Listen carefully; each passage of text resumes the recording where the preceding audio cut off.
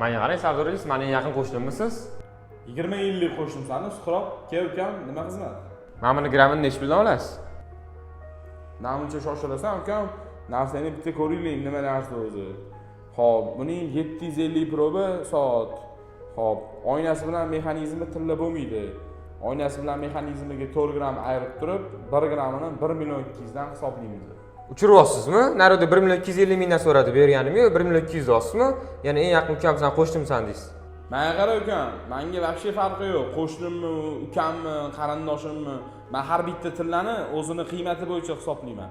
Namchi shoshilyapsan, olib kecha narsani bitta hisoblaylik. Hop, grammini o'lchaymiz buni.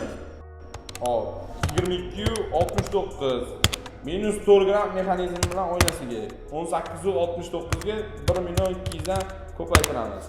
22 million 428 ming chiqyapti. Nech pul deyapsiz, tushunmadim. Qanaqasiga? Narida menga 1 million 250 mingdan hisoblab 20 million berdi. Siz bu yerda menga 1 million 200 dan hisoblab 22 million 400 beryapsiz. Matematika ham to'g'ri kelmayapti-ku. Men qara ekan, bu bozorda matematika ishlamaydi. Bu bozorda insof, vijdon ishlaydi. Senga grammini nech puldan olish emas, oxirida qo'lingga nech pul tegishi qiziq bo'lishi kerak. Nima qiling ekan, sanaymi pulni? Ha, tushundim men siz, aka, sanaymi pulni.